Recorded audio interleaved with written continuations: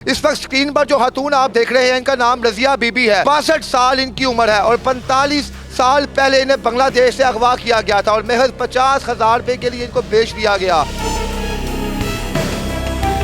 45 साल बाद जब इनकी मुलाकात होती है, वीडियो कॉल पे इनकी माँ से बात होती है तो जारों कतार पूरी रात रोती रहती है। माँ कहती है कि प्लीज खुदा का वास्ता है एक दफा मुझे मिल लो जिंदगी में आके। 3 साल लगाती है पैसे जोड़ने में और इन्हें ये कह के ऑफलोड कर दिया जाता है कि हमें खदशा है कि आप वहाँ पर जाके कहीं किसी दूसरे मुल्क में डंकी ना लगा दें।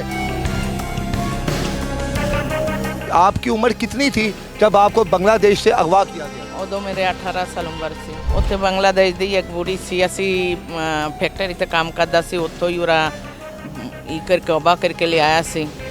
फिर मैनू कराची ले गई, कराची ते मैनू फरूक कर दिता। जब आपने अपनी अम्मी को देखा स्क्रीन के ऊपर उस वक्त क्या जज्बात? जे बेटी रोवे, माँ रोवे, फिर इना की गाल होया जे बेटा बेटी तू हमारे एक बार आखिरी मतलब जिंदा थकदी मैनू मिलना।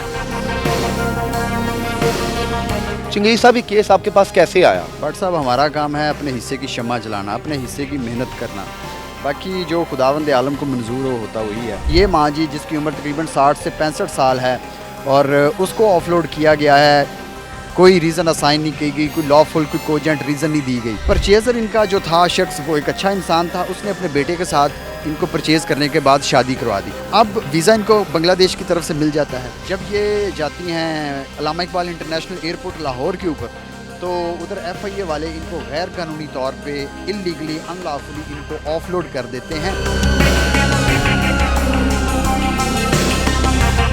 जी अस्सलाम वालेकुम नाज़रीन, मैं हूं आपका मेज़बान इर्तज़ा भट्ट। इस वक्त स्क्रीन पर जो खातून आप देख रहे हैं इनका नाम रजिया बीबी है। 62 साल इनकी उम्र है और 45 साल पहले इन्हें बांग्लादेश से अगवा किया गया था और महज 50,000 रुपए के लिए इनको बेच दिया गया। 45 साल यहाँ पर ये अपने हावन के साथ ज़िंदगी गुजारती रही और शुरू में जो इनको टॉर्चर किया गया इनकी हावन की जानिब से वो एक अलहदा ही दास्तान है। 45 साल बाद जब इनकी मुलाकात होती है, वीडियो कॉल पे इनकी माँ से बात होती है तो जारों कतार पूरी रात रोती रहती है। माँ कहती है कि प्लीज़ खुदा का वास्ता है एक दफ़ा मुझे मिल लो ज़िंदगी में आके। 3 साल लगाती है पैसे जोड़ने में, अपनी बकरियां बेच देती हैं, घर की जो छोटी मोटी चीज़ें हैं वो बेच देती हैं और उसके बाद टिकट ली जाती है और वीज़ा लिया जाता है। और जब ये खतून, जब ये माँ, आप इनका जिस्म देखें यहाँ पर कि 2 मिनट ये माँ चल नहीं पाती, ये अभी यहाँ पर बैठी हुई हैं। अगर आप इनकी वीडियो देखें 1 मिनट चलने के बाद ये नीचे ज़मीन पर गिर जाती हैं और इन्हें ये कह के ऑफलोड कर दिया जाता है कि हमें खदशा है कि आप वहाँ पर जाके कहीं किसी दूसरे मुल्क में डंकी ना लगा दें और खुदा से डरे आप। ये 62 साल खातून क्या डंकी लगाने वहाँ पर जाएगी और बाकायदा इनके पास रिटर्न टिकट होती है, मेरे हाथ में आप देखें, और पासपोर्ट पर देखें कि ऑफ लोड की स्टैंप लगा दी जाती है। 3 साल इन्हें लगे 3.5 लाख रुपया इकट्ठा करने में और जब ये एयरपोर्ट पर होती है तो जारों की तार होती हैं और ये कहती है कि खुदा का वास्ता है मुझे अपनी माँ के पास जाना है, अपने बहन भाइयों के पास जाना है, लेकिन वहाँ से इन्हें निकाल दिया जाता है। आज इस वक्त ये लाहौर हाई कोर्ट में मौजूद है और अपनी अपील, अपनी दरख्वास्त जो है हुकूमत के सामने रख रही हैं। क्या इस माँ को इंसाफ मिल पाएगा कि नहीं? आइए तमाम कहानी इस माँ जी से पूछते हैं। अस्सलाम वालेकुम माँ जी। वालेकुम अस्सलाम। माँ जी आपका पूरा नाम क्या है? पूरा नाम रजिया है। रजिया है। हाँ जी। अच्छा, आप ये बताएं कि आपको आपकी उम्र कितनी थी जब आपको बांग्लादेश से अगवा किया गया था? उदो मेरे 18 साल उम्र सी। 18 साल आपकी हाँ उम्र जी। थी, ठीक है। तो कहाँ कैसे अगवा किया गया था और किसने किया था अगवा आपको? उत्थे बांग्लादेश दी एक बूढ़ी सी, असी फैक्ट्री ते काम करदा सी, उत्थों ही उरा ई करके अगवा करके ले आया सी। फिर मैनू कराची ले गई, कराची ते मैनू फरूक कर दिता। कितने में बेचा आपको? 50,000 के। 50,000। हाँ जी, हाँ जी। यानी आज से 45 साल पहले आपको 50,000 में बेचा गया हाँ था? जी, हाँ जी। शादी हुई पाकिस्तान में आपकी? पाकिस्तान शादी होया। कितने बच्चे हैं आपके? एक बेटी है। एक बेटी हाँ है। जी। अब तो उसकी भी शादी हो गई होगी उनसे आपकी। शादी कर देते हैं। अच्छा, किस तरह आपका राब्ता बांग्लादेश में हुआ? किसने राब्ता करवाया आपको आपकी फैमिली के साथ? मेरे फैमिली के साथ डॉक्टर ताहिर मैनू रब्ता कराया। डॉक्टर ताहिर। हाँ जी। डॉक्टर ताहिर कौन है? डॉक्टर ताहिर में हुई हैं। अब बता के हॉस्पिटल में है किसी? नहीं, अपना क्लिनिक खुली। क्लिनिक है। हाँ जी। उसने किस तरह राब्ता करवाया आपका? क्या बातचीत हुई आप किसके साथ? ਅਸੀਂ ਨਾ ਮੈਨੂੰ ਤਾਂ ਬਿਮਾਰ ਹੈ ਤਾਂ ਉਹਦੇ ਕੋਲ ਦਵਾਈ ਲੈਣ ਗਈ ਸੀ। ਫਿਰ ਉਹ ਦੋਸ਼ ਕੇ ਆਂਦੀ ਤੁਸੀਂ ਬੰਗਲਾਦੇਸ਼ ਦੇ? ਮੈਂ ਕਿਹਾ ਹਾਂ। ਤੇ ਉਹ ਆਂਦੀ ਤੇਰੇ ਮਾਂ ਬਹਿਨ ਦੇ ਮਿਲਣ ਸੰਦੇ? ਮੈਂ ਕਿਹਾ ਹਾਂ। ਫਿਰ ਉਹ ਸੋਸ਼ਲ ਮੀਡੀਆ 'ਤੇ ਮੇਰੇ ਤਸਵੀਰ ਕੱਲ ਕੇ ਫਿਰ ਬੰਗਲਾदेश ਦੀ ਨੰਬਰ ਲਈ ਉਹਦੇ ਨਾਲ ਵੀਡੀਓ ਕਾਲ ਤੇ ਗੱਲ ਕਰਾਇਆ। आपके बहन भाइयों से बात करवाई गई? ਹਾਂਜੀ। अच्छा जब आप 18 साल की उम्र में बांग्लादेश से पाकिस्तान आई थी तब आपके वालिदैन जिंदा थे? वालदा मेरे अबू मारा गई उदो तब तब। आपके आने के बाद? ਹਾਂਜੀ ਤਾਂ ਮਾਂ ਜਿੰਦਾ ਹੈ, ਭਾਈ ਹੈਗਾ, 2 ਭਾਈ ਮੇਰੇ ਫੌਤ ਹੋ अम्मी ਗਏ। अभी भी जिंदा आपकी? अम्मी अबू नहीं हैगा, अम्मी हैगा, अबू नहीं हैगा। तो जब आपने अपनी अम्मी को देखा स्क्रीन के ऊपर उस वक्त क्या जज्बात थे आप? ਉੱਥੇ ਤੁਹਾਨੂੰ ਪਤਾ ਹੈ ਜੇ ਉਦੋਂ ਕੀ ਹੁੰਦੀ ਜੇ ਬੇਟੀ ਰੋਵੇ ਮਾਂ ਰੋਵੇ। रोई आप? ਹਾਂਜੀ ਤੇ क्या ਹੁਣ बात हुई माँ जी से आपकी? ਮੇਰੇ ਮਾਂ ਤੋਂ ਇਹਨਾਂ ਗੱਲ ਨਹੀਂ ਕਰ ਸਕਦਾ ਸੀ, बेडरी है। फिर इन्हों की गाल होया जे बेटा बेटी तू हमारे एक बार आखिरी मतलब जिंदा थकती मैनू मिल ला। तो असी इन्ना शुरू तो इन्ना पैसा जोड़ी, कोई बकरिया बेची, मुर्गी बेची, उनके नाल पैसा जोड़ी, टिकट ली। कितनी देर लगा पैसा आपको इकट्ठा करने में, टिकट और वीज़ा के लिए? बेटा 3 साल तो लगी है। 3 साल? हाँ जी। जी नाज़रीन, मैंने 1 साल बोला था लेकिन वो बता रही है कि मुझे 3 साल लगे हैं। और अफसोस की बात ये है कि इनके उस 3 साल की मेहनत को रद्द कर दिया गया और वहाँ से धक्के मार के बाहर निकाल दिए गए। जब आप एयरपोर्ट जाती हैं, किस एयरपोर्ट पे गई हैं आप? लाहौर एयरपोर्ट। लाहौर एयरपोर्ट पे गई हाँ हैं? जी। तो क्या हुआ आपके साथ वहाँ पे? ਉੱਥੇ ਹੋਏ ਤਾਂ ਕੋਈ ਨਹੀਂ, ਜਦੋਂ ਪਾਸਪੋਰਟ ਤੇ ਮੈਨੂੰ ਅਪਲੋਡ ਕਰ ਦਿੱਤਾ ਤੇ ਇੱਕ ਉੱਥੇ ਜਦੋਂ ਗਈ ਤਾਂ ਉਹ ਆਂਦਾ ਮਾਂ ਜੀ ਤੁਸੀਂ ਬੰਗਲਾदेश ਨਹੀਂ ਜਾ ਸਕਦੀ, ਇਹ ਤੁਹਾਨੂੰ ਅਪਲੋਡ ਕਰ ਦਿੱਤਾ। कोई बाजा ना, कुछ गाल ना, बात ना, मैंने अफरोट कर। आप रोई नहीं उस वक्त? आपने कहा ना कि मेरी बहन भाई वहाँ पे है, मेरी माँ वहाँ पे है। भाई बेटा मैं तो बड़ा ही रोई है, हुन रोया की करना सी जिड़ा मैनू अफरोट कर दिता ओके नाल की कर सकदे। क्या कहा आपने उनको? आपने कहा नहीं कि खुदा का वास्ता मुझे जाने दो प्लीज? बड़ा कुछ आंदो नहीं जा सकना। उस वक्त दिल में क्या आया कि 45 साल यहाँ पे? बेटा दिल में तो बड़ा कुछ आंदा है, हुन की करा जावे, जो अफरोट कर दिता नहीं जा सकी। दोबारा अपने बहन भाई से बात की, उनको बताया आपने मेरे साथ ये हुआ है? हाँ उदो ही अगर पता लग गया सी। माँ जी से बात हुई दोबारा? हाँ जी, मां नाल तो अर्दा नहीं गाल होता। वो रोना शुरू हो गई होंगी दोबारा आपको देख के? बड़ा ही रोंदी मेरे अम्मी। जी नाज़रीन, आप देखिए मेरी माँ की उम्र की हैं और यकीन माने कि दुख हो रहा है। ठीक है, ये आपकी पॉलिसी है, बड़ी बेस्ट पॉलिसी है आपकी कि आपने ये तरीकाकार निकाला कि आप ऑफलोड कर देती हैं, लेकिन आप इस खातून को देखें, आप ये चल नहीं पा रही। एक तो 18 साल की उम्र में इसके साथ ज़्यादती की गई, इसे अगवा किया गया, इसे पाकिस्तान लाया गया, यहाँ पर शादी की गई। 45 साल जिस तरह इसने ज़िंदगी गुजारी है ये बेहतर तरीके से जानती हैं। माँ जी, इन 45 सालों में जो आपने पाकिस्तान में गुजारे हैं, आपकी जब शादी हुई कितनी तकालीफ आपने बर्दाश्त की, क्या क्या आपने यहाँ पर वो तमाम चीज़ें देखी? बेटा जिदा मैं जिंदगी ते देखी नहीं थे तो बड़ा ही दुख, मैनू बड़ा ही दुख देंदा सी। जाके ससुराल तो बड़ा मार कुट हुंदा सी, बड़ा कुछ होए। फिर बेटी जदों होया उदों तो मार कुट नहीं आ, तो बड़ा ही दुख सी। अमन मारता था आपको? मरखा तो मारता था, ससुर भी मारता था? ससुरो मारता था। फिर जदों बेटी होगी वो मारन तो हट गई। फिर उस तो बाद माँ की तब याद आती, तब तो आप भी छोटी सी होंगी, 18 साल आपकी उम्र थी, तो तब रोती थी अकेले में बैठ के कि या अल्लाह मेरे साथ क्या हुआ ऐसा? हाँ जी। तो जाहिर है जे माँ नू जिहड़ा देख के कोई बर्दाश्त नहीं कर सकता। कोई धी पुत्र ये तो नहीं आंदा से माँ वो आंदा जे मेरे धी पुत्र विछड़ जावे। मरियम नवाज साहबा को आप क्या कहना चाहेंगी यहाँ पे? आप क्या पैगाम देंगी? आप वो कहती हैं मैं सबकी माँ हूँ, सबकी बहन हूँ, आप उन्हें क्या कहेंगी? हमारी सीएम साहिबा हैं वो। बेटा मरियम नवाज पंजाब हुकूमत नूं मैंने इहो ही चाहती जे जिहड़ा मेरे पैसा जाया होया, मेरे टिकट जाया होया, पासपोर्ट जाया, ये मैनू दे देवे। अच्छा, आपको यहाँ पे कौन लेके आया, कौन आपकी आवाज़ बन रहा है? अली चंगेज़। अली चंगेज़ी? हाँ जी। जी नाज़रीन, अली चंगेज़ी साहब से भी गुफ्तगू करते हैं।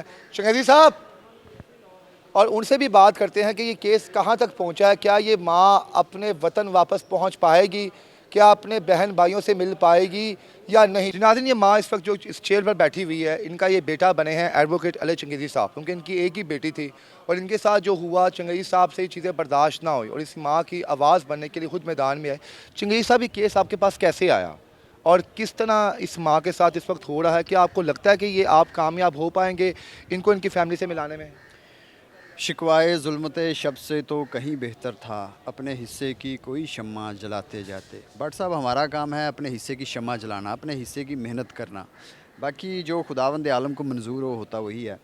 माँ जी के बारे में बताना चाहूँगा कि आज तक FIA ने पाकिस्तान के 50,000 से ज़ायद नौजवानों को इस बुनियाद के ऊपर, इन खदशात के ऊपर ऑफलोड किया कि ये नौजवान नई नस्ल के बच्चे ये बाहर जाते हैं, गैर कानूनी तौर पर डंकियाँ लगाते हैं और उसके बाद FIA वालों को नौकरियों से बर्खास्त होना पड़ता है क्योंकि ये लोग उधर डंकी लगाते हैं, गैर कानूनी काम करते हैं। लेकिन ये माँ जी जिसकी उम्र तकरीबन 60 से 65 साल है और उसको ऑफलोड किया गया है, कोई रीज़न असाइन नहीं की गई, कोई लॉफुल कोई कोजेंट रीज़न नहीं दी गई। लिहाजा ये एक टेस्ट केस है गवर्नमेंट ऑफ पाकिस्तान के लिए, इंटीरियर मिनिस्ट्री के लिए, मोहसिन नकवी साहब के लिए और DG FIA के लिए। और ये केस इस बात की तायद है कि FIA गैर कानूनी तौर पे ऑफलोड करता है क्योंकि ये माँ आप देख लें ये चल भी नहीं सकती सही तरह। तो ये बांग्लादेश जाती है अपनी माँ से 40-50 साल बाद मिलने, तो क्या ये उधर डंकी लगा के यूरोप चली जाती? क्या ये उधर गैर कानूनी काम करने के लिए ये बांग्लादेश से आगे कहीं यूरोपियन कंट्री में चली जाती?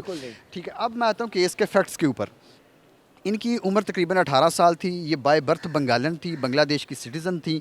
18 साल की उम्र में ये एक फैक्ट्री में ढाका में काम की गर्ज से जा रही थी। रास्ते में इनको एक खातून थी, उन्होंने इनको अगवा कर लिया। अगवा करके बरास्ता भारत इनको पाकिस्तान लेके आए। पाकिस्तान लाने के बाद कराची में इनको उन्होंने सेल आउट कर दिया, बेच दिया। परचेज़र इनका जो था शख्स वो एक अच्छा इंसान था, उसने अपने बेटे के साथ इनको परचेज़ करने के बाद शादी करवा दी और बकौल इनके 50,000 के इव्ज़ इनको 80s या 70s की दहाई में इनको बेचा गया था। जब ये खातून पत्तों की में इनकी शादी हुई, 40-50 साल इनका कोई रब्ता नहीं था अपने ख़ानदान के साथ। फिर इनका सोशल मीडिया के ज़रिए अपने ख़ानदान के साथ रब्ता हुआ। इनको पता चला कि इनके वालिद साहब वो फ़ौत हो गए हैं, इनकी जो माँ है वो हयात हैं, दूसरे जो ख़ानदान वाले हैं वो हयात हैं। लिहाजा इनकी माँ ने कहा कि 40-50 साल का अरसा गुजारने के बाद मैं चाहती हूँ कि ज़िंदगी के आखिरी अयाम में मैं तुम्हें ज़िंदा एक दफ़ा देख सकूँ, लिहाजा तुम मेरे पास बांग्लादेश मिलने आओ। मैं तो उम्र के उस हिस्से में हूँ कि मैं तो नहीं आ सकती। लिहाजा ये खातून, इसका बेटा कोई नहीं है, इसका खामन तकरीबन 15 साल पहले फ़ौत हो गया है। लिहाजा ये खातून इतनी गरीब होती है कि ये मुर्गियाँ और मवेशी वगैरह पाल कर ये वीज़े के और बांग्लादेश जाने की टिकट के पैसे इकट्ठे करते हैं। अब वीज़ा इनको बांग्लादेश की तरफ से मिल जाता है। 25 फरवरी 2025 को जब ये जाती हैं अल्लामा इकबाल इंटरनेशनल एयरपोर्ट लाहौर के ऊपर, तो उधर FIA वाले इनको गैर कानूनी तौर पे इल्लीगली अनलॉफुली इनको ऑफलोड कर देते हैं और इनको कोई रीज़न भी नहीं बताते। कितना नुकसान इनका होता है सर? तकरीबन टिकट का, वीज़े का, पासपोर्ट बनाया 3-3.5 लाख आप एस्टिमेट लगा सकते हैं क्योंकि इस्लामाबाद ये वीज़े के प्रोसेसिंग के लिए गए हैं और रिटर्न टिकट भी मौजूद था। अब बात करते हैं लाहौर हाई कोर्ट में। मुझे इनका पता चला तो मैंने इनको संधू लॉ फर्म इंटरनेशनल जिसका मैं CEO हूँ, उनके ज़ेरे साया मैंने इनको फ्री लीगल सर्विसेज ऑफ़र की और आने जाने का रेंट वगैरह सारा वो मैंने मैनेज किया कि कम अज़ कम ये एक केस नहीं है भट्ट साहब, 60-70 हज़ार से ज़ायद जो नौजवान हैं पाकिस्तान के उनको FIA वालों ने ऑफलोड किया है और अदालतों में आके वो ये अपने खदशात का इजहार करते हैं। जी देखें, यूनान में कश्ती हादसा हुआ, इटली में हुआ, मलेशिया में हुआ। अपने आप को सेफ साइड करने के लिए ये लोगों के पैसे दाव पे लगा रहे हैं। खदशात, अपने खदशात की बुनियाद के ऊपर ये लोगों के फंडामेंटल कॉन्स्टिट्यूशनल सब्सटेंशियल राइट्स को इन्फ्रिंज कर रहे हैं, वायलेट कर रहे हैं। यही वजह है कि आज हमने लाहौर हाई कोर्ट में under article 199 constitution of Pakistan 1973 हमने पिटीशन दायर की है। और यकीन है कि अब इंशाल्लाह अल्लाह के घर जी, उम्मीद है कि ये माँ जी अपने घर जाएंगे। जी, हमने पहले भी मैंने ऑफलोड के मसले को उजागर किया था और वो बच्चे आज नौजवान बाहर हैं, ठीक है, तो वो होगा। हाई कोर्ट की पिटीशन बड़ी इंपॉर्टेंट है भट्ट साहब, वो फिक्स होगी या कल के लिए मुझे मैसेज आ गया है। उसके अंदर जो प्रेयर्स हैं वो बड़ी इंपॉर्टेंट हैं। फर्स्ट प्रेयर ये है कि FIA के इमिग्रेशन ऑफिसर की तरफ से जो गैर कानूनी तौर के ऊपर इनके पासपोर्ट के ऊपर अनलॉफुली इल्लीगली जो ऑफलोड की स्टैंप लगाई गई थी उसको इल्लीगल डिक्लेयर किया जाए। दूसरी बड़ी इंपॉर्टेंट है कि FIA के अनलॉफुल एक्ट की वजह से जो एम्बेरसमेंट हुई है या जो इनको ज़हनी अजियत का सामना करना पड़ा है, FIA से कहें कि माफ़ी नामा एक जारी करे इनको कि हम आपसे माफ़ी मांगते हैं कि हमने आपके साथ गैर कानूनी ये हरकत की है। और उसके बाद FIA के ऊपर फ़ाइन इम्पोज़ किया जाए। चौथी बात यह है कि जो इनके टिकट और वीज़े के एक्सपेंस ज़ाया हुए हैं, लॉस हुआ है, फाइनेंशियल लॉस हुआ है, उसकी मद के ऊपर लाहौर हाई कोर्ट डायरेक्ट करे DGFIA को या इंटीरियर मिनिस्ट्री को, जो कि रिस्पोंडेंट नंबर 1 है interior ministry federation of Pakistan, कि वो इनको वो तमाम लॉस वापस करे। बेशक। ये चीज़ थी। अब बट साहब एक इंपॉर्टेंट चीज़ ये है, लॉ की बात कर लें, जो स्टैंडिंग आर्डर FIA अपनी स्टैचूटरी कैपेसिटी के अंदर फॉलो कर रहा है, वो ये है कि certain parameters have been defined by a standing order that is suppose to be followed by FIA in its statutory capacity. वो ये है कि अगर आप ऐसे बंदे को ऑफलोड कर सकते हैं जिस बंदे का क्रिमिनल रिकॉर्ड मौजूद हो, नाम ECL में शामिल हो, उसका प्रोविंशियल गवर्नमेंट या फेडरेशन ऑफ पाकिस्तान की तरफ से नाम शामिल हो। ये सर्टन पैरामीटर्स हैं। इन माजी का नाम एग्जिट कंट्रोल लिस्ट के अंदर है, ECL में इनका नाम नहीं है, प्रोविंशियल या फेडरेशन की तरफ से इनको कोई रिस्ट्रेनिंग ऑर्डर जारी नहीं किया गया, उसके बाद इनका कोई क्रिमिनल रिकॉर्ड मौजूद नहीं है, ये लॉ अबाइडिंग सिटीजन है, इनके पास रिटर्न टिकट भी मौजूद है। भट्ट साहब, इसके बावजूद इनको ऑफलोड कर क्या करें यहाँ पे? अब देखें कि हर शख्स जो है यहाँ पर खुदा बनी बैठा हुआ है। इस माँ की तरफ देखिए जिससे 3 साल 1-1 रुपया जोड़ के टिकट अपनी इकट्ठी की, अपना वीज़े के लिए पैसे इकट्ठे किए, और अफसोस के आज ये दर दर की ठोकरें खा रही हैं। इनका पैगाम मरियम नवाज़ को वाज़िह है कि खुदा का वास्ता है मरियम साहिबा, आप सबकी माँ हैं, आप सबकी बहन है, सबकी बेटी हैं, मेरी भी बेटी बने यहाँ पे, और मुझे अपने प्यारों तक जाने की इजाज़त दी जाए। ये कहानी आपके सामने रखी है, फैसला आपने करना है कि इनके साथ ठीक किया FIA ने या गलत किया। इसके साथ ही इजाज़त दें, अल्लाह हाफिज़।